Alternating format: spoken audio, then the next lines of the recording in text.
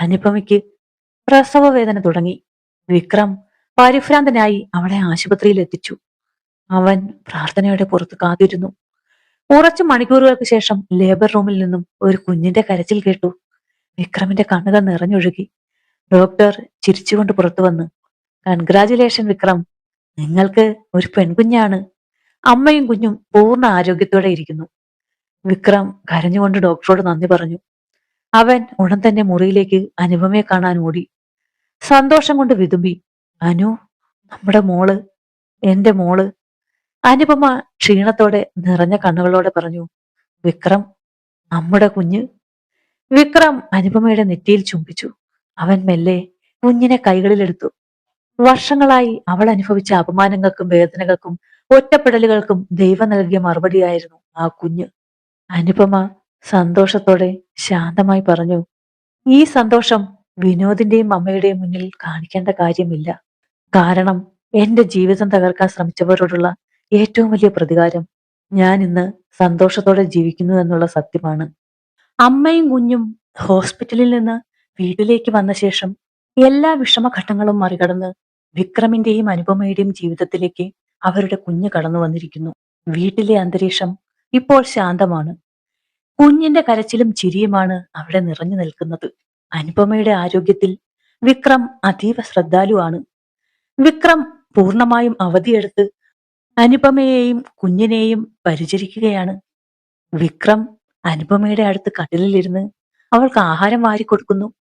ഡെലിവറിക്ക് ശേഷം അവശയായ അനുപമ പുഞ്ചിരിയോടെ അത് സ്വീകരിക്കുന്നു. വിക്രം ഓരോ കാര്യത്തിലും അവൾക്ക് താങ്ങും തണലുമായി മാറുകയായിരുന്നു. വിക്രം, എന്തിനാണ് നിങ്ങൾ ഇത്ര കഷ്ടപ്പെടുന്നത്? എനിക്കിതൊക്കെ ചെയ്യാവുന്നതേ ഉള്ളൂ. അനു, നീയല്ലേ നമ്മുടെ ഈ കുഞ്ഞിനെ ഈ ലോകത്തേക്ക് കൊണ്ടുവന്നത്. ഈ ദിവസങ്ങളിൽ ഞാൻ നിന്നെ രാജ്ഞിയെപ്പോലെ നോക്കണം. നിനക്കിപ്പോൾ വിശ്രമിക്കേണ്ട സമയമാണ്.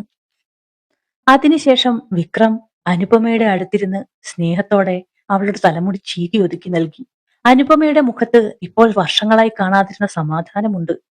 പരസ്പരം താങ്ങും തണലുമാകുന്ന അവരുടെ ബന്ധം ആ മുറിയിൽ സ്നേഹത്തിന്റെ മനോഹരമായ ഒരു ചിത്രം വരച്ചു. വിക്രത്തിന്റെയും അനുപമയുടെയും കിടപ്പുമുറി അർദ്ധരാത്രിയായി. മുറിയിൽ മങ്ങിയ വെളിച്ചം. അനുപമ കട്ടിലിൽ അവശയായി ഗാഠമായി ഉറങ്ങുന്നു. കഴിഞ്ഞ ദിവസങ്ങളിലെ ഉറക്കമില്ലായ്മ അവളെ തളർത്തിയിരുന്നു. വിക്രം കട്ടിലിനടുത്തിരുന്ന് കുഞ്ഞിനെ നെഞ്ചോട് ചേർത്ത് പിടിച്ചിരിക്കുകയാണ്. ഒരു അമ്മയുടെ ത്യാഗം എന്താണെന്ന് അവൻ അറിയുകയായിരുന്നു. വിക്രം തന്റെ ഉറക്കം കളഞ്ഞ് അനുപമയെ ഉണർത്താതെ കുഞ്ഞിനെ തന്റെ നെഞ്ചോട് ചേർത്ത് പിടിച്ചിരിക്കുകയാണ്. കുഞ്ഞിന്റെ ചെറിയ കരച്ചിൽ കേട്ട് അവൻ വളരെ പതുക്കെ താരാട്ടുപാട്ട് പാടി കുഞ്ഞിനെ ആശ്വസിപ്പിച്ചു. അനുപമയ്ക്ക് കുറച്ചു നേരമെങ്കിലും സമാധാനമായി ഉറങ്ങാൻ കിട്ടുന്നതിലുള്ള സന്തോഷം അവന്റെ മുഖത്തുണ്ട്. എന്റെ അനു, ഒരു കുഞ്ഞിന് ജന്മം നൽകുക എന്നത് എത്ര വലിയ ത്യാഗമാണെന്ന് ഇപ്പോൾ ഞാൻ മനസ്സിലാക്കുന്നു. ഒരു ദിവസം പോലും അവൾ നേരാവണ്ണം ഉറങ്ങിയിട്ടില്ല. എന്റെ ഉറക്കം പോയാലും വേണ്ടിയില്ല, അവൾ കുറച്ചു നേരമെങ്കിലും ശാന്തമായി ഉറങ്ങട്ടെ. അവൻ വളരെ ശ്രദ്ധയോടെ കുഞ്ഞിനെ തോളിൽ തട്ടി. ഇടയ്ക്ക് കുഞ്ഞനങ്ങുമ്പോൾ അനുപമ ഉണരുമോ എന്ന് ഭയന്ന് അവൻ ഒരു നിമിഷം ശ്വാസം അടക്കി പിടിക്കും. വിക്രം വളരെ മൃദുവായി കുഞ്ഞിന്റെ നെറ്റിയിൽ തലോടി. കുഞ്ഞു പതുക്കെ ഉറക്കത്തിലേക്ക് വഴുതി വീഴുന്നു. അവന്റെ കണ്ണുകൾ കുഞ്ഞിന്റെ നിഷ്കളങ്കമായ മുഖത്തു നിന്നും ഉറങ്ങുന്ന അനുപമയുടെ മുഖത്തേക്ക് നീണ്ടു. അവൻ വളരെ പതുക്കെ എഴുന്നേറ്റ് കുഞ്ഞിനെ തൊട്ടിലിൽ കിടത്തി. എന്നിട്ട് അനുപമയുടെ അരികിലേക്ക് ചെന്നു. അവളുടെ നെറ്റിയിൽ മൃദുവായി ഒന്ന് ചുംബിച്ചു. അവന്റെ കണ്ണുകളിൽ സ്നേഹവും കടപ്പാടും ആരാധനയും നിറഞ്ഞിരുന്നു. അവൻ വീണ്ടും കസേരയിൽ വന്നിരുന്ന് കുഞ്ഞും അനുപമയും സമാധാനമായി ഉറങ്ങുന്നത് നോക്കിയിരുന്നു. ആ രാത്രി അവന്റെ കരുതലിന്റെയും സ്നേഹത്തിന്റെയും നിശബ്ദമായ ഭാഷ സംസാരിച്ചു. അങ്ങനെ കുറച്ചു മാസങ്ങൾക്ക് ശേഷം അവർ നഗരത്തിലെ ഒരു ഷോപ്പിംഗ് കോംപ്ലക്സിലെത്തി. കയ്യിൽ തങ്ങളുടെ പൊന്നോമനയായ കുഞ്ഞുമുണ്ട്. അവർ ഷോപ്പിംഗ് കഴിഞ്ഞ് മടങ്ങുകയായിരുന്നു. അനുപമയുടെ മുഖത്ത് നിറഞ്ഞ സംതൃപ്തിയുണ്ട്. വിക്രം കാറിൽ നിന്നും കുഞ്ഞിനെ സുരക്ഷിതമായി എടുത്തു നടക്കുകയാണ്. കുഞ്ഞ് അവനെ നോക്കി ചിരിച്ചു. ഈ സമയം അപ്രതീക്ഷിതമായി അവർ ഒരു കാഴ്ച കണ്ടു. ഷോപ്പിംഗ് കോംപ്ലക്സിന്റെ പടിവാതിൽക്കൽ ഒരുപാട് സാധനങ്ങൾ അടങ്ങിയ വലിയ ബാഗുമായി അവശയായി കിതച്ച് നടക്കാൻ വയ്യാതെ നിൽക്കുകയാണ് മാലതിയമ്മ. അപ്പോഴാണ് മാലതിയമ്മയുടെ മുന്നിൽ വിക്രമും അനുപമയും എത്തിയത്. ആ സമയത്ത് തന്നെ മാലതിയമ്മയും വിക്രത്തിനെയും അനുപമയെയും കണ്ടിരുന്നു. മാലതിയമ്മയുടെ നോട്ടം ആദ്യം എത്തിയത് വിക്രത്തിന്റെ കയ്യിലിരുന്ന കുഞ്ഞിലേക്കായിരുന്നു. അവർക്ക് വിശ്വസിക്കാൻ കഴിഞ്ഞില്ല. വിക്രത്തിന്റെ കൈകളിൽ തന്റെ മരുമകൾക്ക് ഒരിക്കലും ഉണ്ടാവില്ല എന്ന് കളിയാക്കിയ ആ കുഞ്ഞിനെ കണ്ടപ്പോൾ അവരുടെ ഹൃദയം നിലച്ചുപോയി. വിക്രം, അനുപമ, മാലതിയമ്മ അറിയാതെ പറഞ്ഞുപോയി. മാലതിയമ്മയുടെ ശബ്ദം കേട്ട് വിക്രവും അനുപമയും നിന്നു. അമ്മയുടെ അവശതയും കയ്യിലെ ഭാരവും മുഖത്തെ ദുരിതവും കണ്ടപ്പോൾ അവർ ഞെട്ടിപ്പോയി. വിക്രം ആകാംക്ഷയോടെ, അമ്മേ, അമ്മ എന്താ ഈ കോലത്തിൽ? മാലതിയമ്മ കയ്യിലിരുന്ന ബാഗുകൾ താഴെയിട്ട് വിക്രമിന്റെ കൈകളിലിരിക്കുന്ന കുഞ്ഞിന്റെ മുഖത്തേക്ക് നോക്കി. കുഞ്ഞിന് അനുപമയുടെ ഛായയുണ്ട്. ചിരിക്കുമ്പോൾ വിക്രമിനെ പോലെ തോന്നുന്നു. അവർക്ക് ആ കാഴ്ച വിശ്വസിക്കാനായില്ല. അവരുടെ കണ്ണുകളിൽ നിന്ന് കണ്ണുനീർ ഒലിച്ചിറങ്ങി. അനു, നിനക്ക് കുഞ്ഞുണ്ടായോ? അത് കേട്ട് മാലതിയമ്മയെ നോക്കി കുഞ്ഞ് ചിരിച്ചു. മാലതിയമ്മയുടെ മനസ്സിൽ പശ്ചാത്താപത്തിന്റെ അലകൾ ഉയർന്നു. അവർ ചെയ്ത ക്രൂരതകൾക്കെല്ലാം ഈ കുഞ്ഞിന്റെ ചിരി മറുപടി നൽകുന്നത് പോലെ അവർക്ക് തോന്നി. അവർ കുഞ്ഞിന്റെ തലയിൽ പതുക്കെ ഒന്ന് തൊട്ടു. കുഞ്ഞിനെ തൊടാനുള്ള ധൈര്യം പോലും അവർക്കുണ്ടായിരുന്നില്ല. വിക്രം കുഞ്ഞിനെയും അനുപമയെയും നോക്കി. അവന്റെ കണ്ണുകളിൽ അമ്മയോടുള്ള സഹാനുഭൂതിയും എന്നാൽ വേദനയും ഉണ്ടായിരുന്നു. മാലതിയമ്മ പെട്ടെന്ന് തന്റെ കയ്യിലുള്ള ഭാരമുള്ള ബാഗുകളുമായി അവിടെ നിന്ന് തിരിഞ്ഞ് നടക്കാൻ തുടങ്ങി. അനുപമയ്ക്ക് അമ്മയുടെ അവസ്ഥ കണ്ടിട്ട് വിഷമം വന്നു. മാലതിയമ്മ അവിടെ നിന്ന് നടന്ന് അകന്നു പോവുകയാണ്. അവരുടെ കണ്ണുകൾ ഇപ്പോഴും കണ്ണീരണിഞ്ഞിരുന്നു. അനുപമയുടെയും വിക്രമിന്റെയും സന്തോഷമാണ് തന്റെ ശിക്ഷയെന്ന് അവർ മനസ്സിലാക്കുന്നു. പെട്ടെന്നുള്ള ആ കണ്ടുമുട്ടലിൽ വിക്രത്തിനും അനുപമയ്ക്കും എന്ത് ചെയ്യണമെന്ന് അറിയില്ലായിരുന്നു. മാലതിയമ്മ ഷോപ്പിംഗ് കോംപ്ലക്സിൽ നിന്ന് വന്ന ശേഷം മാലതിയമ്മ തന്റെ മുറിയിലേക്ക് കയറി ചെന്ന് വാതിൽ ചാരി അവശയായി കട്ടിലിരുന്നു. അവരുടെ കയ്യിലെ ഭാരമുള്ള ബാഗുകൾ അവർ കട്ടിലിനരികിൽ വെച്ചു. പുറത്ത് മേധയുടെ കലപില ശബ്ദം കേൾക്കുന്നുണ്ട്. പക്ഷേ അതൊന്നും അവരുടെ കാതുകളിൽ എത്തുന്നില്ല. ഷോപ്പിംഗ് മാളിൽ കണ്ട കാഴ്ച മാത്രമാണ് അവരുടെ മനസ്സിൽ. എനിക്ക് വിശ്വസിക്കാൻ കഴിയുന്നില്ല. ഞാൻ കണ്ടത് സത്യമായിരുന്നോ? എന്റെ അനുപമ, എന്റെ വിക്രം, അവർക്ക് കുഞ്ഞുണ്ടായോ? ആ കുഞ്ഞിന്റെ മുഖം, വിക്രത്തിന്റെ അതേ ചിരി. അവരുടെ കണ്ണുകൾ നിറഞ്ഞു. അനുപമയെ ഓർത്ത് ചെയ്ത ക്രൂരതകൾ ഓരോന്നായി മനസ്സിൽ തെളിഞ്ഞു വന്നു. ഞാൻ ഞാൻ എന്തിനാണ് അവളോട് അങ്ങനെ ചെയ്തത്? കുഞ്ഞുണ്ടാവില്ല, നിനക്കൊരു കുറവുണ്ട് എന്ന് പറഞ്ഞ് ഞാൻ അവളെ ഒരുപാട് വിഷമിപ്പിച്ചു. ഒരു ദിവസം പോലും സമാധാനത്തോടെ ജീവിക്കാൻ ഞാൻ അവളെ അനുവദിച്ചില്ല. എന്നിട്ടും എന്നിട്ടും ദൈവം അവൾക്ക് എല്ലാം നൽകിയിരിക്കുന്നു. എന്റെ കൺമുന്നിൽ വെച്ച് തന്നെ അത് കാണിച്ചു തന്നു. കുഞ്ഞിനെ ഒന്ന് എടുക്കാൻ കഴിയാതെ പോയ നിമിഷം അവരെ വല്ലാതെ വേദനിപ്പിച്ചു. താൻ ഒരുപാട് ആഗ്രഹിച്ച ഒരു കൊച്ചുമകൾ, അത് തന്റെ മരുമകളുടെ കൂടെ, തന്റെ മകന്റെ കൂടെ, താനുണ്ടാക്കിയ ദുരിതങ്ങളിൽ നിന്നും രക്ഷപ്പെട്ട് അവർ സന്തോഷത്തോടെ ജീവിക്കുന്നു. അവൾ എത്രമാത്രം വിഷമിച്ചിട്ടുണ്ടാകും. ഞാൻ അവളെ ഇറക്കി വിട്ടപ്പോൾ അവൾ ഒരുപാട് കരഞ്ഞിട്ടുണ്ടാകും. എന്റെ മോൻ വിനോദ് പോലും അവളെ സംരക്ഷിച്ചില്ല. എന്നിട്ടും ദൈവം അവൾക്കൊരു കുറവും വരുത്തിയില്ല. ഇത് എന്റെ ശിക്ഷയാണ്. എന്റെ ഈ ജീവിതം, ഈ ദുരിതം എല്ലാം എന്റെ തെറ്റുകൾക്കുള്ള ശിക്ഷയാണ്. അവർ കണ്ണുകൾ തുടച്ചു. അനുപമയോടും വിക്രത്തിനോടുമുള്ള ദേഷ്യം അവരിൽ നിന്നും പാടെ മാഞ്ഞു പോയിരുന്നു. ഇപ്പോൾ അവരുടെ മനസ്സിൽ സ്നേഹവും പശ്ചാത്താപവും മാത്രമാണ്. എനിക്കവരെ ഒന്നുകൂടി കാണണം. കുഞ്ഞിനെ കാണണം. എന്റെ തെറ്റുകൾക്ക് മാപ്പ് പറയണം. എന്റെ അനുവിനോടും വിക്രത്തിനോടും ഞാൻ ചെയ്തതൊന്നും തെറ്റായിരുന്നില്ലെന്ന് എങ്ങനെ പറയും? എന്റെ തെറ്റുകൾക്ക് മാപ്പ് പറയാൻ അവർ എന്നെ അനുവദിക്കുമോ? മാലതിയമ്മ കട്ടിലിൽ നിന്ന് എഴുന്നേറ്റ് ജനലിനരികിൽ ചെന്ന് പുറത്തേക്ക് നോക്കി. അവരുടെ കണ്ണുകളിൽ ഒരു പുതിയ പ്രത്യാശയുണ്ടായിരുന്നു. അനുപമയെയും കുഞ്ഞിനെയും കാണണം എന്ന ആഗ്രഹം. ഷോപ്പിംഗ് കോംപ്ലക്സിൽ വെച്ച് മാലതിയമ്മയെ കണ്ടുമുട്ടിയ ശേഷം അനുപമയും വിക്രമും വീട്ടിലെത്തി. അനുപമ കുഞ്ഞിനെ കളിപ്പിക്കുന്നുണ്ടെങ്കിലും അവളുടെ മനസ്സിൽ വിഷാദമാണ്. വിക്രം സോഫയിലിരുന്ന് ദേഷ്യവും ദുഃഖവും കലർന്ന ഭാവത്തിൽ പറഞ്ഞു, അനു, അമ്മയുടെ ആ അവസ്ഥ കണ്ടിട്ട് എനിക്ക് സഹിക്കുന്നില്ല. ഈ വയസ്സുകാലത്ത് എന്തിനാണ് അമ്മ ഇത്രയും കഷ്ടപ്പെടുന്നത്? വിനോദും മേധയും എന്ത് മനുഷ്യരാണ്? അനുപമ വിഷമത്തോടെ പറഞ്ഞു, എന്റെ മനസ്സിലും അതുതന്നെയാണ് വിക്രം. എനിക്ക് അമ്മയോട് ദേഷ്യമുണ്ടായിരുന്നു. പക്ഷേ ഈ അവസ്ഥയിൽ അമ്മയെ കണ്ടപ്പോൾ എന്റെ കണ്ണുകൾ നിറഞ്ഞുപോയി. നമ്മളെ ഉപദ്രവിച്ചവരാണെങ്കിലും ആ കഷ്ടപ്പാട് അത് കണ്ടിട്ട് സഹിക്കുന്നില്ല. അനു, ഞാനൊരു കാര്യം പറഞ്ഞാൽ നിനക്ക് വിഷമമാവുമോ? എന്താ വിക്രം ഇങ്ങനെ പറയുന്നത്? എന്താണെങ്കിലും എന്നോട് പറയൂ. നമുക്ക് നാളെ അമ്മയെ ഒന്ന് കാണാൻ പോയാലോ? അനുപമ വിക്രത്തിന്റെ കൈകളിൽ പിടിച്ചുകൊണ്ട്, വിക്രം, അത് എന്തിനാണ് എന്നോട് ചോദിക്കുന്നത്? നമുക്ക് നാളെ തന്നെ അമ്മയെ കാണാൻ പോകാം. വിക്രം അനുപത്തിന്റെ കയ്യിൽ പിടിച്ചു. നിന്റെ മനസ്സ് എത്ര വലുതാണെന്ന് ഞാൻ മനസ്സിലാക്കുന്നു. നാളെ രാവിലെ തന്നെ നമ്മൾ കുഞ്ഞിനെയുമായി വീട്ടിലേക്ക് പോകുന്നു. അവർ ഒരുമിച്ചിരുന്ന് കുഞ്ഞിനെ നോക്കി.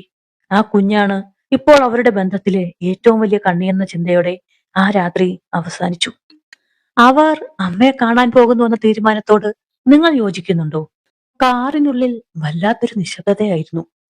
വിക്രം ഡ്രൈവിംഗിൽ ശ്രദ്ധ കേന്ദ്രീകരിച്ചിരുന്നുവെങ്കിലും അവന്റെ കൈകൾ സ്റ്റിയറിംഗ് വീലിൽ മുറുകിയിരുന്നു.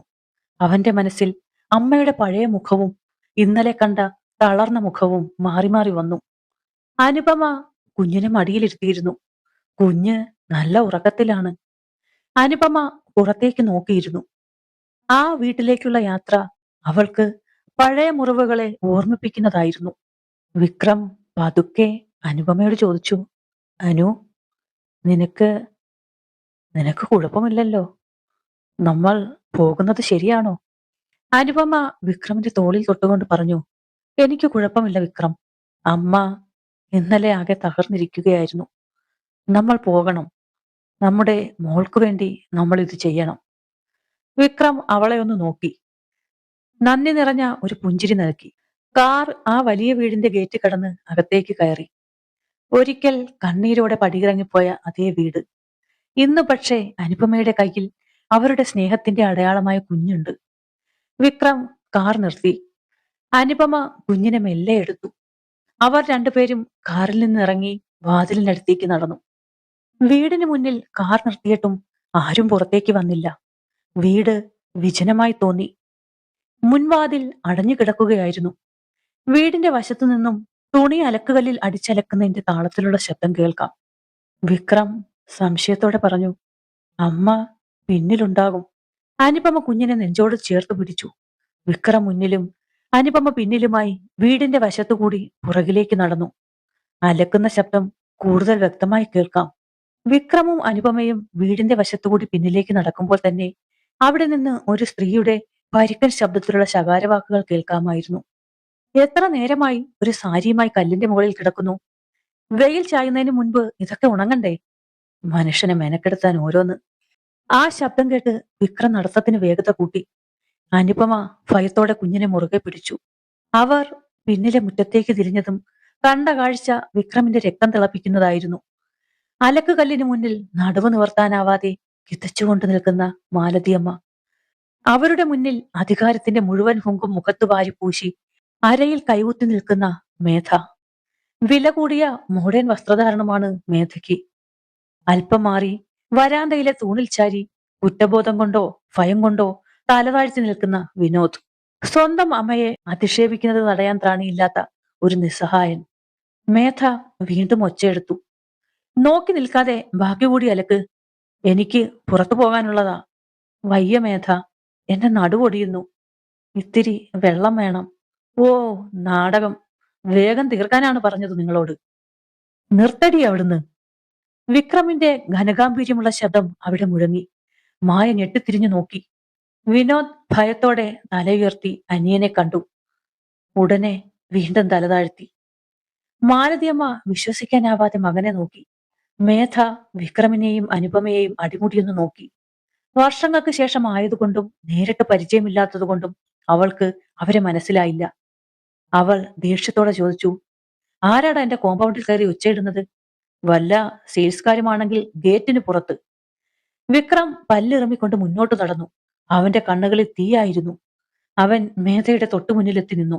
അമർത്തിയ ദേഷ്യത്തോടെ പറഞ്ഞു, സെയിൽസ്കാരനല്ല, ഞാൻ വിക്രം, ഈ അമ്മയുടെ ഇളയ മകൻ. ആ പേര് കേട്ടതും മേധയുടെ മുഖത്തെ ഭാവം മാറി. അതുവരെ ഉണ്ടായിരുന്ന ദേഷ്യം കടുത്ത പുച്ഛത്തിന് വഴിമാറി. അവൾ ചുണ്ടുകൂട്ടി പരിഹാസത്തോടെ ഒന്ന് ചിരിച്ചു. അവളുടെ നോട്ടം അനുപമയുടെയും കുഞ്ഞിന്റെയും നേർക്ക് നീണ്ടു. എന്നിട്ട് പരിഹാസത്തോടെ പറഞ്ഞു. ഓ, അപ്പോ ഇതാണല്ലേ ആ വിക്രം, വീട് വിട്ടിറങ്ങിപ്പോയ ആ മഹാൻ. ഇപ്പോഴെന്തിനാ ഇങ്ങോട്ട് കെട്ടിയെടുത്തത്? സ്വത്ത് ഭാഗം വെക്കാൻ വന്നതാണോ? അനുപമ ആ വാക്കുകൾ കേട്ട് ഞെട്ടിപ്പോയി. വിക്രം വിനോദിനെ രൂക്ഷമായി ഒന്ന് നോക്കി.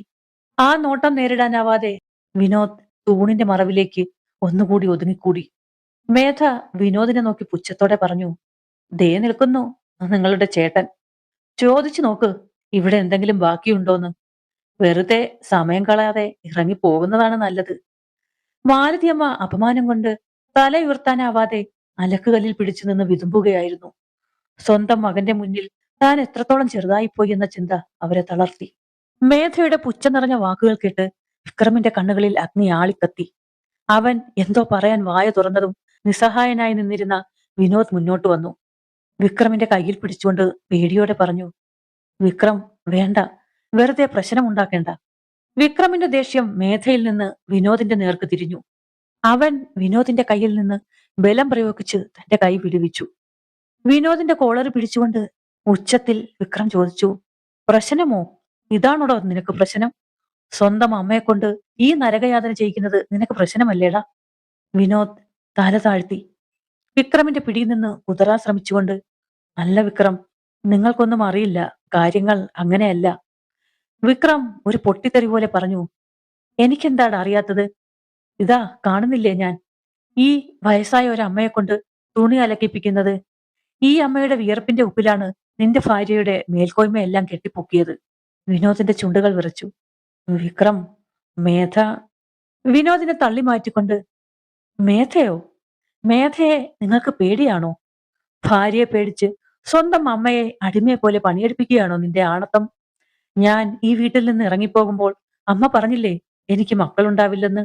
ദേ ഇവിടെ നിൽക്കുന്നു എന്റെ മകൾ. വിക്രമിന്റെ വാക്കുകൾ വിനോദിന്റെ നെഞ്ചിൽ ആഴത്തിൽ തറച്ചു. അവൻ അപമാനം കൊണ്ട് തല താഴ്ത്തി.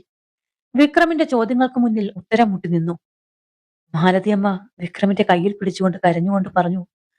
വേണ്ട മോനെ, അവനെ ഒന്നും പറയണ്ട, അത് എന്റെ വിധി. അനുപമ ഈ കാഴ്ചയെല്ലാം കണ്ട് ഞെട്ടി നിൽക്കുകയായിരുന്നു. വിനോദിന്റെ നിസ്സഹായാവസ്ഥയും മാലതിയമ്മയുടെ വേദനയും അവളെ വല്ലാതെ ഉലച്ചു. വിക്രം അമ്മയെ നോക്കി. ഇതൊരു വിധിയുമല്ല അമ്മേ, ഇത് ഏട്ടന്റെ കഴിവുകേടാണ്. എന്റെ അമ്മയെ ഇങ്ങനെ ദ്രോഹിക്കാൻ ഇവന് എങ്ങനെയാണ് തോന്നിയത്? നീയാണ് അമ്മയുടെ കൂടെ നിന്ന് അമ്മയെ സംരക്ഷിക്കേണ്ടവൻ. വിനോദ് ഒരു വാക്കുപോലും മിണ്ടുന്നില്ലായിരുന്നു. അവന്റെ കണ്ണുകൾ നിറഞ്ഞൊഴുകുന്നു. പക്ഷേ ശബ്ദം പുറത്തേക്ക് വന്നില്ല. അവന്റെ നിസ്സഹായാവസ്ഥ അവന്റെ ശരീരഭാഷയിൽ നിറഞ്ഞു നിന്നു. മേധ ഈ രംഗം കണ്ട് ഭയന്ന് പിന്നോട്ട് വലിഞ്ഞിരുന്നു. അനുപമ കുഞ്ഞിനെയും കൊണ്ട് വിക്രമിന്റെ അടുത്തേക്ക് വന്നു. അവൾ വിക്രമിന്റെ കയ്യിൽ പിടിച്ചു. എന്നിട്ട് പതുക്കെ പറഞ്ഞു. വിക്രം, നമുക്ക് സംസാരിക്കാം. വിക്രം വിനോദിനെ ഒന്നുകൂടി നോക്കി. ശേഷം ദേഷ്യത്തോടെ മുഖം തിരിച്ചു. ആ വീട്ടിൽ ആ നിമിഷം വല്ലാത്തൊരു നിശബ്ദത തളം കെട്ടി നിന്നു. അമ്മയുടെ തേങ്ങലും കുഞ്ഞിന്റെ നേർത്ത ചിണുങ്ങലും മാത്രം കേൾക്കാമായിരുന്നു. വിക്രമിന്റെ രോഷം നിറഞ്ഞ വാക്കുകൾക്ക് മുന്നിൽ വിനോദ് തലതാഴ്ത്തി നിൽക്കുകയായിരുന്നു. അവന്റെ കണ്ണുകളിൽ നിന്ന് കണ്ണുനീർ ധാരധാരയായി ഒഴുകുന്നുണ്ടെങ്കിലും ഒരു വാക്കുപോലും ഉരിയാടാൻ അവന് കഴിഞ്ഞില്ല. മേധ ഭയന്ന് പിന്നിലേക്ക് വലിഞ്ഞ് നിശബ്ദയായി നിന്നു. അലക്കുകല്ലിന് മുന്നിൽ മാലതിയമ്മ വിതുമ്പിക്കൊണ്ട് നിൽക്കുകയായിരുന്നു. മകന്റെ ഈ അവസ്ഥയും തന്റെ തെറ്റുകളും ഒരുമിച്ചവരുടെ ഹൃദയത്തിൽ കനം വെച്ചു. അനുപമ വിക്രമിന്റെ കയ്യിൽ തഴുകിക്കൊണ്ട് സാന്ത്വനപ്പെടുത്താൻ ശ്രമിച്ചു. എന്നിട്ട് കുഞ്ഞിനെയും കൊണ്ട് മാലതിയമ്മയുടെ അരികിലേക്ക് നീങ്ങി. ശബ്ദത്തിൽ സ്നേഹവും ദയയും നിറച്ച് അവൾ വിളിച്ചു. മാലതിയമ്മ തലയുയർത്തി അനുപമയെയും അവളുടെ കൈകളിലെ കുഞ്ഞിനെയും നോക്കി. അവരുടെ കണ്ണുകളിൽ മാപ്പപേക്ഷയും അതിലേറെ സ്നേഹവും നിറഞ്ഞു. താൻ ഒരിക്കൽ തള്ളിപ്പറഞ്ഞ മരുമകൾ ഇന്ന് തനിക്ക് താങ്ങായി വന്നിരിക്കുന്നു. അനുപമ പുഞ്ചിരിയോടെ കുഞ്ഞിനെ മെല്ലെ മാലതിയമ്മയുടെ വിറയ്ക്കുന്ന കൈകളിലേക്ക് വെച്ചുകൊടുത്തു. ഇത് ഞങ്ങളുടെ മോള്, അമ്മയുടെ പേരക്കുട്ടി. മാലതിയമ്മ വിശ്വസിക്കാനാവാതെ കുഞ്ഞിനെ നോക്കി. തന്റെ കയ്യിൽ കിടക്കുന്ന ആ കുഞ്ഞു ശരീരത്തിൽ അവർ അറിയാതെ വാത്സല്യത്തോടെ തഴുകി. കുഞ്ഞിന്റെ നേർത്ത ചൂട് അവരുടെ വിറയ്ക്കുന്ന ശരീരത്തിലൂടെ ഒരു ഊഷ്മള പ്രവാഹം പോലെ ഒഴുകിയിറങ്ങി. മാലതിയമ്മ കുഞ്ഞിനെ നെഞ്ചോട് ചേർത്ത് പിടിച്ചുകൊണ്ട് വിതുമ്പി. എന്റെ കുഞ്ഞെ, എന്റെ പൊന്നുമോള്, എന്നോട് ക്ഷമിക്കണേ. ഞാൻ ഞാൻ ചെയ്ത തെറ്റുകൾക്ക്.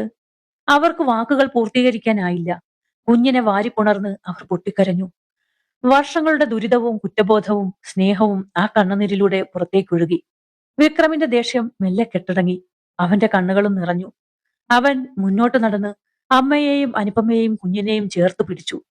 അമ്മേ, അമ്മ ഇനി കരയണ്ട, നമുക്ക് പോകാം. മാലതിയമ്മ തലയുയർത്തി ഞെട്ടലോടെ വിക്രമിനെ നോക്കി. എങ്ങോട്ട്? എങ്ങോട്ടാ മോനെ? നമ്മുടെ വീട്ടിലേക്ക്, എന്റെയും അനുപമയുടെയും മോളുടെയും വീട്ടിലേക്ക്. അവിടെ അമ്മയെ സംരക്ഷിക്കാൻ ഞങ്ങളുണ്ട്.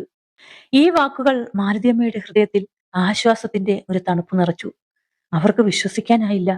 താൻ ഉപേക്ഷിച്ചു പോയ മകൻ, താൻ അപമാനിച്ച മരുമകൾ, അവർ ഇതാ തന്റെ സ്നേഹത്തോടെ കൂട്ടിക്കൊണ്ടുപോകുന്നു. മേധ ഈ കാഴ്ചയെല്ലാം കണ്ട് നിശബ്ദയായി നിന്നു. വിനോദ് ഇപ്പോഴും തലതാഴ്ത്തി നിൽക്കുകയാണ്. വിക്രം അനുപമയുടെയും മാലതിയമ്മയുടെയും കുഞ്ഞിന്റെയും കയ്യിൽ പിടിച്ച് മെല്ലെ മുന്നോട്ട് നടന്നു. അവർ ഗേറ്റിന് നേർക്ക് നടക്കുമ്പോൾ മാലതിയമ്മ ഒരു നിമിഷം വിനോദിനെ നോക്കി. ആ നോട്ടത്തിൽ വാത്സല്യവും നിസ്സഹായതയും ഒരു ചെറിയ നിരാശയും ഉണ്ടായിരുന്നു. ഗേറ്റ് കടന്ന് അവർ പുറത്തേക്ക് പോകാൻ ഒരുങ്ങുമ്പോൾ വിനോദ് മെല്ലെ തലയുയർത്തി. തൂണിൽ ചാരി കണ്ണീരോടെ അവൻ അവരെ നോക്കി നിന്നു. സ്വന്തം അമ്മയെ സ്നേഹിക്കാനോ സംരക്ഷിക്കാനോ കഴിയാത്തവൻ, മേധയുടെ ഭീഷണികൾക്കും സ്വന്തം കഴിവുകേടിനു മുന്നിൽ അവൻ ഒരു അടിമയായി മാറിയിരുന്നു. ഒരു കാലത്ത് സമ്പത്തും പ്രതാപവും ഉണ്ടായിരുന്ന ആ വീട്ടിൽ ഇപ്പോൾ അമ്മയില്ല, സ്നേഹമില്ല, ബന്ധങ്ങളില്ല. അവന്റെ ജീവിതം ഒരു വലിയ ശൂന്യതയായി മാറിയിരിക്കുന്നു. അവന്റെ കണ്ണുകളിൽ നിന്ന് ഒരു തുള്ളി കണ്ണുനീർ കൂടി ഒഴുകി. മേധ ഇപ്പോൾ അവനെ പോലും ശ്രദ്ധിക്കുന്നില്ല. അവൾ സ്വന്തം ലോകത്തിൽ മറ്റെന്തോ ആലോചിക്കുകയാണ്. വിനോദ് ആ വീടിന്റെ മുറ്റത്ത് ഒറ്റപ്പെട്ടു നിന്നു. അവന്റെ ജീവിതം ഒരു തീരാ ദുരിതമായി അവിടെ തുടരുന്നു. പുറത്ത് വിക്രമിന്റെ കാർ ഗേറ്റ് കടന്ന് ദൂരേക്ക് മായുമ്പോൾ വിനോദ് നിസ്സഹായനായി ആ വലിയ വീട്ടിൽ തനിച്ചായി. അവന്റെ ജീവിതം ഒരു തീരാ ദുരിതമായി അവിടെ തുടരുന്നു. വീഡിയോ ഇഷ്ടപ്പെട്ടെങ്കിൽ ലൈക്ക്, ഷെയർ ആൻഡ് സബ്സ്ക്രൈബ് ചെയ്ത് സപ്പോർട്ട് ചെയ്യണേ. മിസ്സാകാതിരിക്കാൻ ആ ബെൽ ബട്ടൺ കൂടി അമർത്തുക. നിങ്ങളുടെ വിലയേറിയ അഭിപ്രായങ്ങൾ കമന്റായി രേഖപ്പെടുത്തുകയും വേണം. Thank you for watching.